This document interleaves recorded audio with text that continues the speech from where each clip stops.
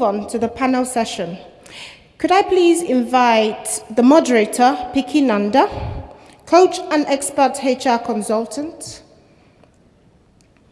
on the topic Emerging Market Equities, Achieving Financial Performance and Creating a Sustainable Cross-Asset Portfolio.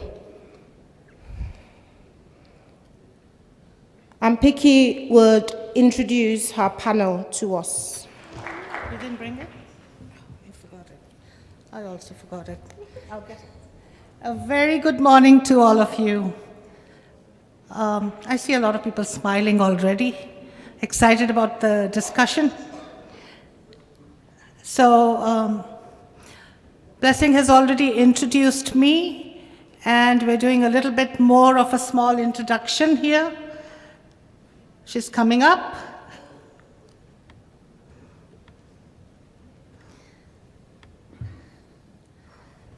So, I recently launched my book. It's called Coach. It is about creating opportunities and career happiness. So, if interested, do get in touch with me. It's a quick read and hopefully a good one. Thank you.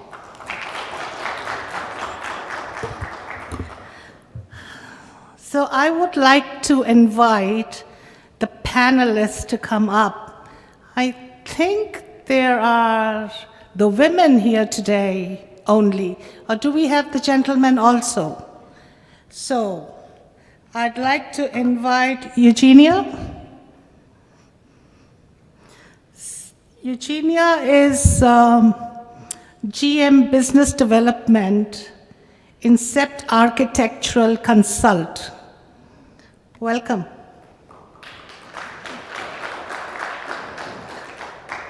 Then I would like to invite Roisin. Roisin is the founder, managing director, NEEPS Consulting Services, FZ LLC, Dubai, UAE. Welcome too. So I'll just speak out the names of the rest of the panelists in case they're here. Keith Mali Chung, Chief Advisor and Founding Partner, Affin. Not here. Dominique Odura, President, Global Africa Trade Advisory Chamber. So, also not here. Okay, looks like it's a women's panel today. So let's start.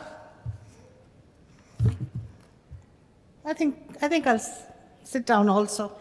What do you say? Okay. So we have the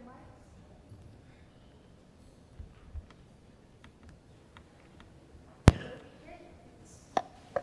Hello? Yeah. Hello? Okay. The topic is again here, emerging markets, market equities, so achieving financial performance and creating a sustainable road across this portfolios. Now, since we don't have the full panel here, I will do a little bit of twist and turn. So let's start with Roisin. Tell me about, you're running a company here. Tell me about how this topic relates to you in your organization and what do you see ahead for you for next year? Thank you. First and foremost, my name is Roisin Gorima, and it's an honor, and thank you for arranging this. I'm from Zimbabwe originally, so naturally I'm very happy to see a team from Zimbabwe here as well in Dubai. I run an accounting firm in the UAE, and basically what I have realized, remember we're talking about environmental, social, and corporate government, ESG, as we call it. And we cannot move away from talking about sustainable finance. What that then means in terms of my role, it covers a range of activities. Basically, for example, putting cash into green energy, investing into companies that demonstrate social values. For example, good governance. Good governance to me would mean more women on boards. I am also a bit biased when it comes to women because I run an organization called Female Founders Initiative, Middle East and Africa. So this is a platform which amplifies voices for female founders and aspiring female business leaders. So obviously, I would advocate for having a lot of women in leadership positions, a lot of women in higher leadership positions as well, and boards. So naturally, as we are moving towards the next 50 years, investors are looking at, I think in South Africa, they have what they call BBEE levels, where they say if you are black, your level is higher, and if you're a woman, it's even more better. So, you know, the world is moving towards a phase where they favor having women on boards, women in leadership positions, because it's more sustainable to actually finance and invest in such companies with women in leadership positions. Okay, thank you. Would you like to add something to it, Eugene? Yes, definitely. It's an honor to be here. Thank you so much. I'm from Ghana. I'm here participating on invitation with Tarragon Edge. Indeed, I mean, when you hear sustainable, you think long-serving. When you hear sustainable, you're talking about making things last. And of course, financing. Everything is about money. Money makes the world go round. So you put those things together, and I like breaking down things. And essentially, we want the resources we have to last a lifetime for ourselves as well as the generations to come. ESG definitely then is a key aspect of making these resources last. And like Roisin said, environmental, social governance. You look at the climate crisis the world is in, and that's what brought about the sustainability in us making sure that finances go where will enable the limited resources we have to be used properly. So when we look at the environment, I run an architectural firm. I came from a background of banking, but in the past 5 years have been running an architectural firm. We look at some of our clients and the projects they do. We always have to think green. We have to use products, materials that won't harm the environment. We have to think of deforestation. There are so many aspects we look at as an architectural firm that is in building, or what do you call it? So, and like she said, women issues are key now. You just said our two panelists, male panelists, didn't show, but we are here representing and delivering what we're supposed to do. That is all aspect of, what do you call it? Yeah. I would just like to, when you're talking about ESG, and you explained it very well, both of you, what impact, either positive or negative, does ESG have on financing? ESG gives more options to borrowers. It gives more options to borrowers. You have a choice to choose, especially those who are ESG focused, companies who are ESG focused. I, as an investor, has to think, remember we said sustainable is long term. I need to think generational wealth. I need to think 100 years to come, 70 years to come, is this feasible? Is this going to be sustainable in the long run? So it gives options to an investor. Are you going to invest in a business that is going to realize profits now and it ends here, or you're going to invest in a business that is long term? So it gives options to the investor. Correct. Negative? Any negative? No, I'm a bit biased. I agree. I would also say more positive than in the sense that this allows more accountability and transparency from companies when they're using finances, as it were. We have a situation where one of the big accounting firms, PwC, has made a conscious effort to employ 100,000 staff cross-board for what they call the new equation, just to ensure that they have employees that deal with issues concerning ESG factors, which is in the right. So if you have Pricewaterhouse coming out with this, I mean, So you know it's a key. moving in the right direction. Moving in the right direction, definitely. Where is Africa on the digital transformation roadmap currently? You know, as weird as it sounds, that's a very good question. I'm not really a tech person. I'm an accountant, so you'll forgive me if my numbers are not really correct here, but I did try to do research. As weird as it sounds, Africa is lagging very much behind because we are not even yet on the 50% mark in terms of digital transformation. I can tell you from the numbers that were taken from last year that only 33% of Africans have access to the internet. So we still have a long way. We are lagging behind. There is a huge digital divide between Africa and the rest of the world. I was reading somewhere that Mauritius is the number one in the digital transformation at the moment. Okay. Is that true?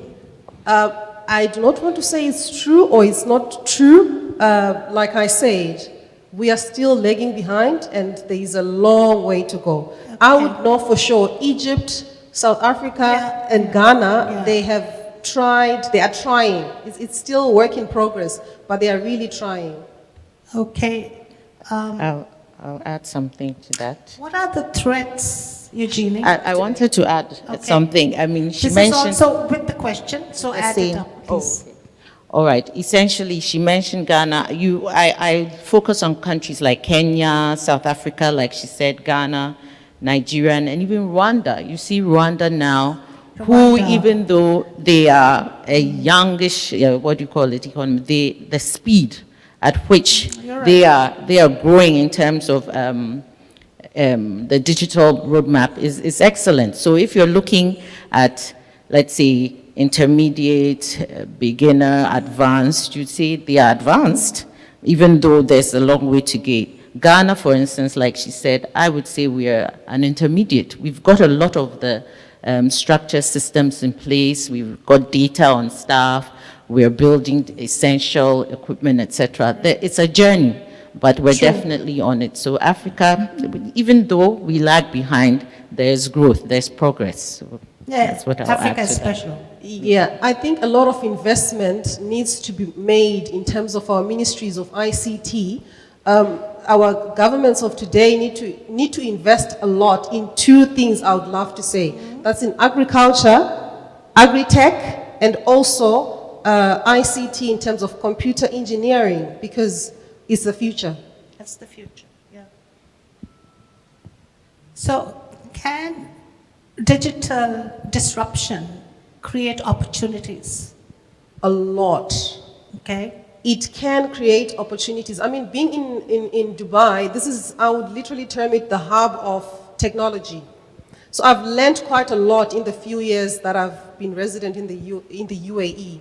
So it can create a lot of jobs. There are a lot of fintech companies that have come out, sprouted out. You know, people are making use of mobile money. That is job creation, you know, just by sending money to each other through the phone. So it creates a lot of opportunities as well. A lot of fintech platforms are being created. You know, we talk about Uber. That's a disruption. You know, ordering a car just from the phone. It's tech. So it's really there's a lot of opportunities as well. If we speak about the period between 2020 to 2021 during COVID, a lot of tech-based jobs were created because people were working from home. We realized that you don't necessarily have to have an office, a physical office. You can work from anywhere in the world. Technology, Zoom, we're having Teams, Teams meetings. So yes, it does create a lot of opportunities. So before I move on to maybe asking the audience for a couple of questions, what is the key message in a couple of words both of you can share with the audience here today? I would love to say it's a beautiful thing that there are a lot of Africans in the room. I would love to use a tagline from my organization, Female Founders Initiative, Middle Eastern Africa. We do not compete, we collaborate. That's all I would love to say. That's a good one. Big hand. Regina? Yes, just to add on to what she said, indeed, disruption is everywhere. She mentioned Uber, I will say Airbnb, all the fintech solutions that are being provided to the mainstream banking. I worked in banking with Stanbic for many years before I went into managing the architectural firm.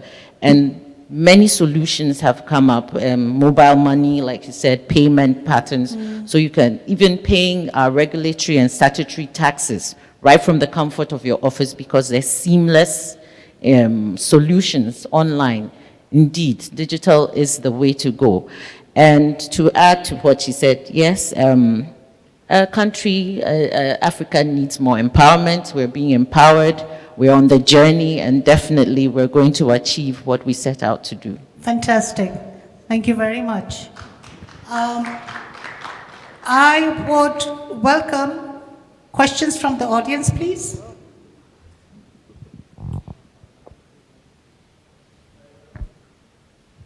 Yes, please.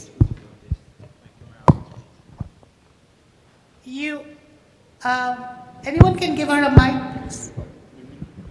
A mic can be given to the lady here. Thank you.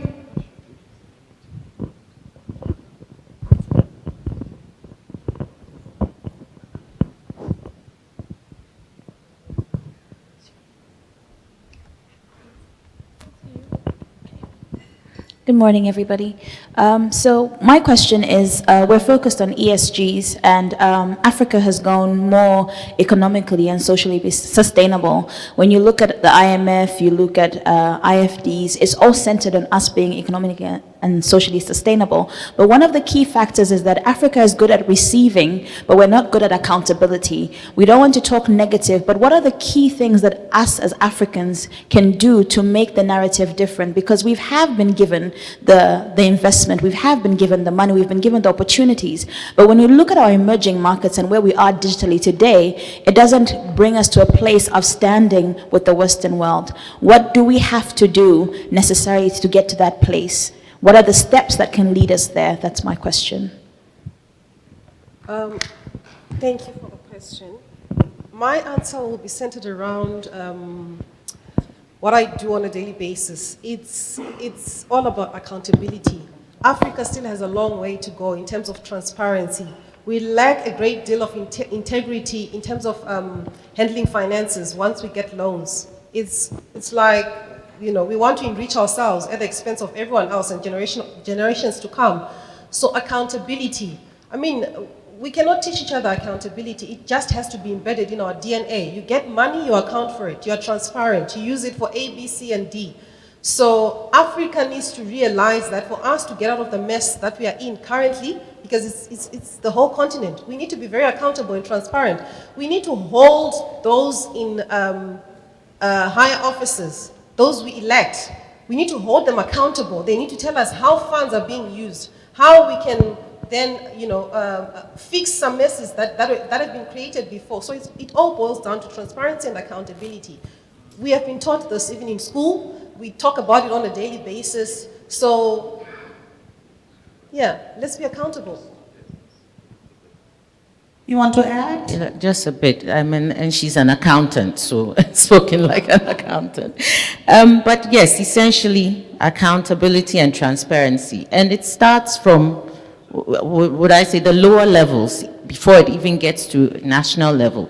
So running a small company or medium-sized company, how do you manage your affairs? How do you account for funds in the office? I'm speaking from a position of running a medium-sized company, and definitely when I always say brighten your corner, do what you can in your field, in your sector, and teach it to your employees, model it with your groups, your associations, and it goes on and on. So definitely accountability and transparency is one of the key things needed across the board. Another point is empower women. It's a proven fact we are better leaders. No offense, gentlemen, but empower women, especially when it comes to the treasury of the country. Let's strive towards that. We have to empower women in that aspect because women are very much accountable, very much. And we treat money prudently. We just don't splash, except when we are shopping.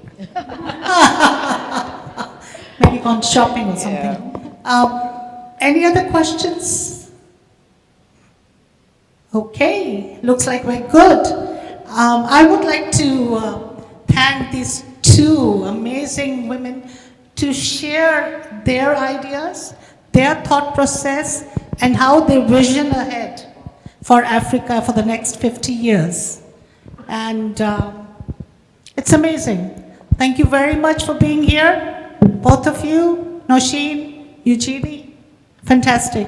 Big hand to the ladies. Thank you. Thank you very much, ladies. Please stand for